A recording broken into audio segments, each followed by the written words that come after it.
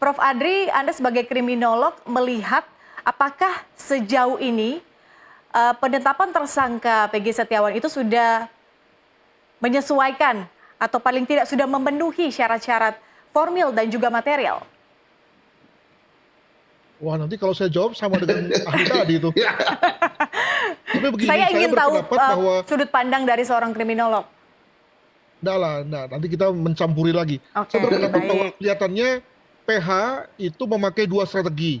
Yang pertama adalah strategi memberikan saksi sendiri, Ya. yang tadi dikatakan ada 4 itu, dan yang kedua adalah melemahkan alat bukti dari Polda. Ya. Ya, jadi dia bertahan dan menyerang gitu. Sementara dari pihak Polda katanya dia akan kuat dengan dengan alat buktinya saja tanpa bermaksud menyerang, karena mungkin sekali karena dalam hal ini pihak PH itu maju duluan, maka pihak Polda tentu sudah punya kesempatan untuk membaca kekuatan dari saksi-saksi dari pihak PH. Nah, itu yang pertama. Yang kedua, jangan lupa bahwa mengapa dalam hal ini pihak PHPG harus begitu, harus melakukan satu strategi yang bersifat pertama menampilkan alat bukti sendiri dan kemudian menyerang kepolisian.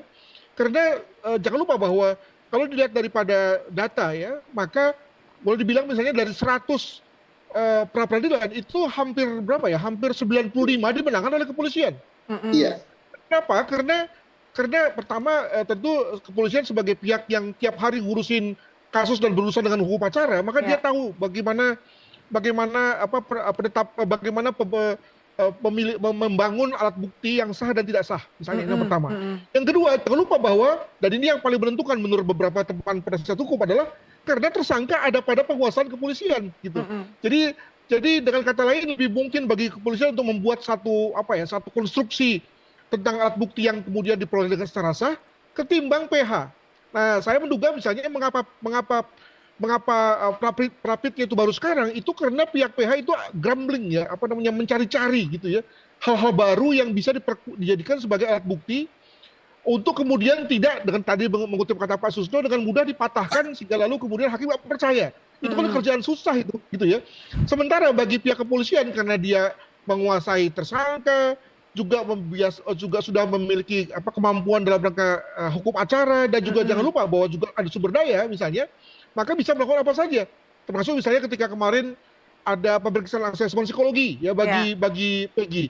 Itu bagi saya juga agak untuk apa ya? Tapi paling tidak itu adalah satu luxury ya yang dimiliki oleh kepolisian dalam rangka mengumpulkan alat bukti dalam rangka Prapit ini. Jadi saya kira saya tidak mengatakan tidak berbanding ya, tapi paling nggak ini rame nih ya. Dan sekali lagi betul seperti kata Pak Susno, akan berpulang pada keyakinan hakim ya dalam rangka menentukan diterima atau tidaknya Prapit ini. Demikian. Tanpa bermaksud mendahului keputusan hakim, saya hanya ingin mengetahui sudut pandang dari Anda seorang kriminolog.